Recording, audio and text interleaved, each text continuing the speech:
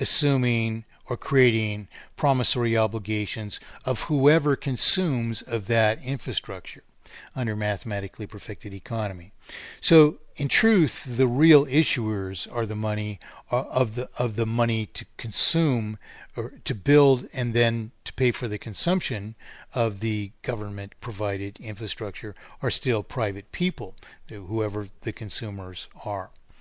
So the problem isn't that money is created by private entities.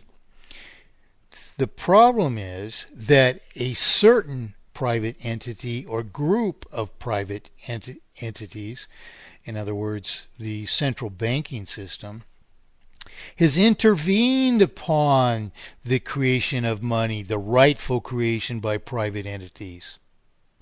And they have done this to exploit all of us through the media of the obfuscation of the currency.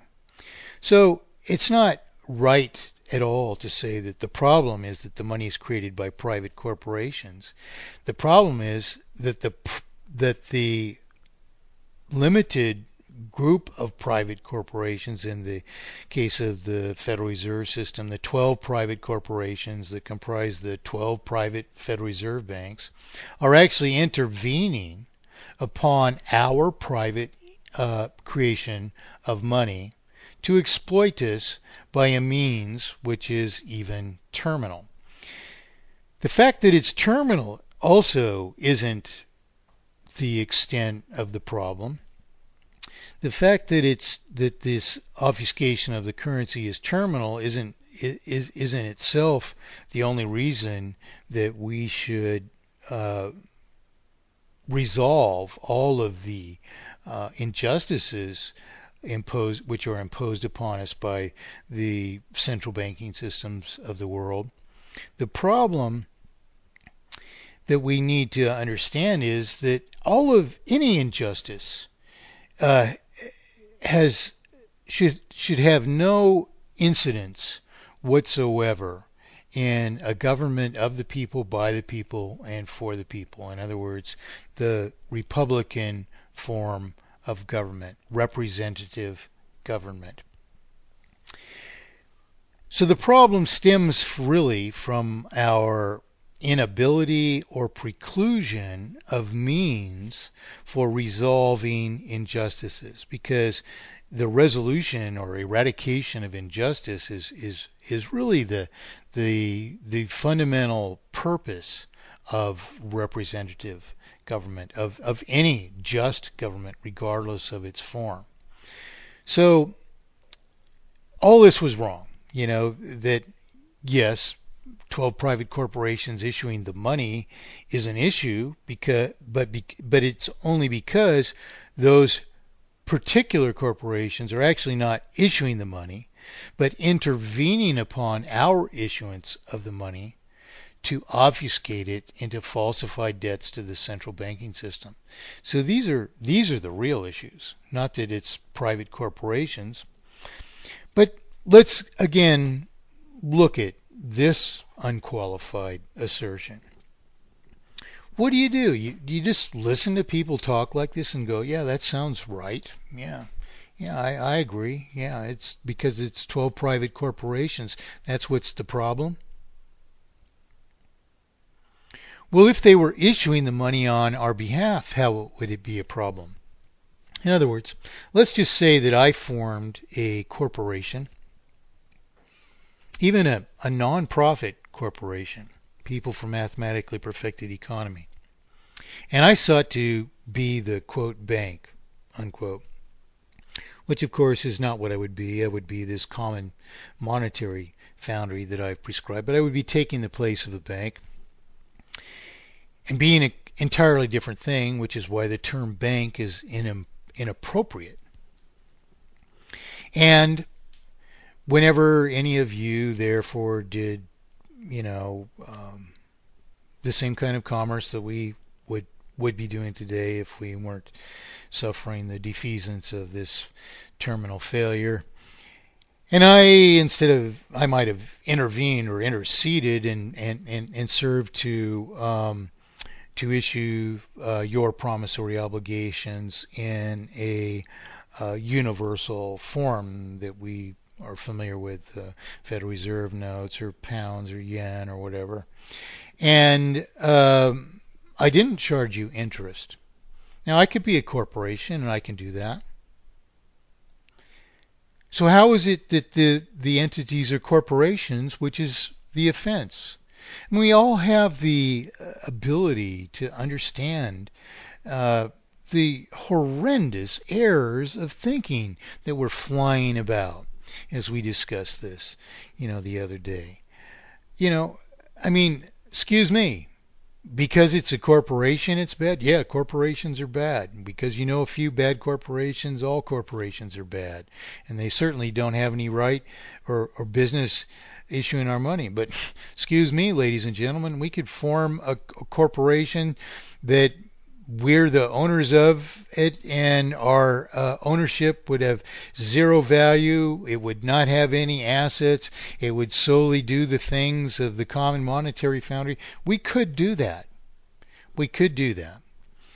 The problem with it being a private entity of any kind is that unless it was fully open to the rectification, every possible process of rectification, then it could result in injustice. Somebody else could come by and run it, and let's say they might say, let's take some profit from this, and therefore we'll be able to build some further infrastructures that we don't have now, and only this profit would be something that they would take an advantage of once it existed, and they would multiply it into further abuses upon us until we had some kind of obfuscation, much like we have right now. Well, here's the thing. If we developed this corporation or private entity to do exactly the right thing, in which case it would not have any fault, in which case it would have to provide conduits for every conducive rectification of potential faults. Let's just say, for example, that we decided on some initial methods of determining the lifespan of a given class of property, or the depreciation or rate of consumption of some class of property, whatever. And yet, some property that we deemed at first to belong to that class had exclusive attributes for which we would really need to develop exceptions to our rules. Well, if we provide the conduits for somebody to say, well, okay, yes, I bought a brand new car, but I didn't drive it for 10 years, and we need to provide for this in some way. And they provided an argument that developed a just solution for their aberration, if indeed it was one. And we therefore incorporated it in our processes of determining the lifespan or rate of depreciation. Well, if we did this, which is something we do absolutely have to do, to have a just system, it has to be opened to the perfection of any, or eradication, in other words, of any possible injustice.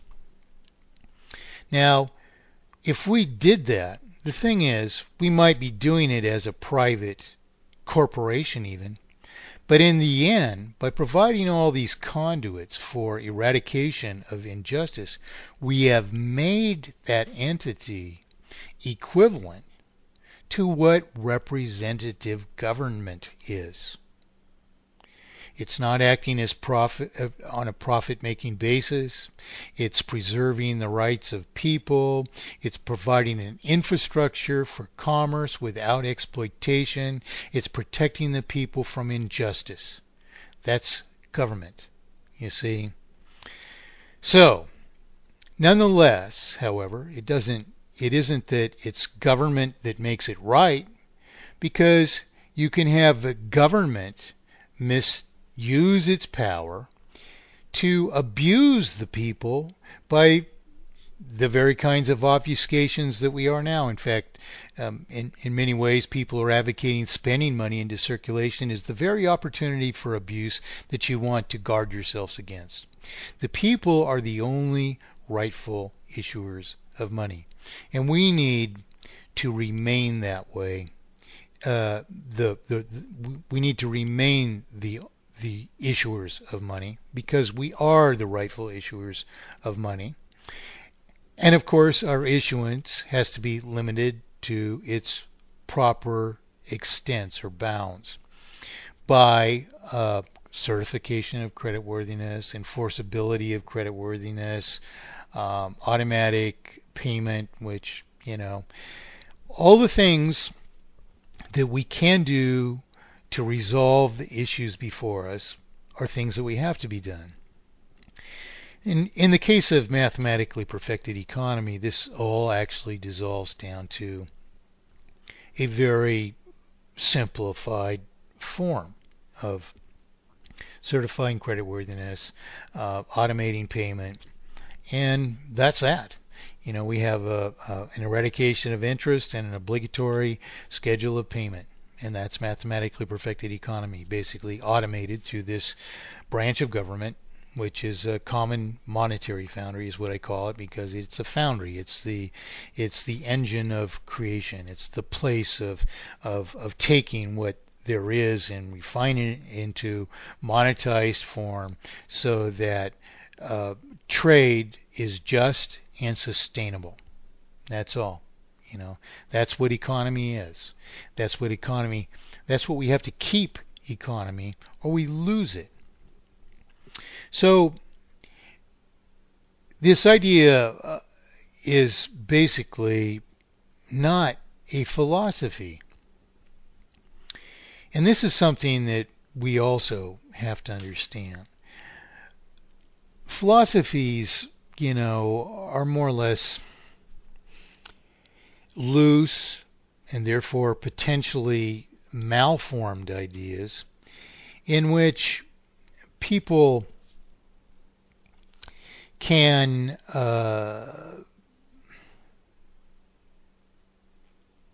hold opinions which are not qualified. And this is what I mean by unqualified assertions. In other words, I had a discussion with a person who's founder of a fairly substantial Facebook presence, a movement. World Freedom Demo is the name of it. And he went round and round and round trying to convince me that money itself was evil. And where we went in the course of 4 hours was to an eventual place of how you could possibly say that if all ability to offend were stripped from money, which is the case in mathematically perfected economy. So what we have to understand is that philosophy and problem solving are really completely different things. Philosophy really doesn't even have a place in my life. I don't myself pretend to know anything. As I've said, knowledge where it may involve infinite elements or relatively infinite elements and or relatively infinite operations and or not necessarily finite outcome of those operations either. What we find in life is that the more we learn about other things as reflect upon the things that we think we know, that this modifies our proportion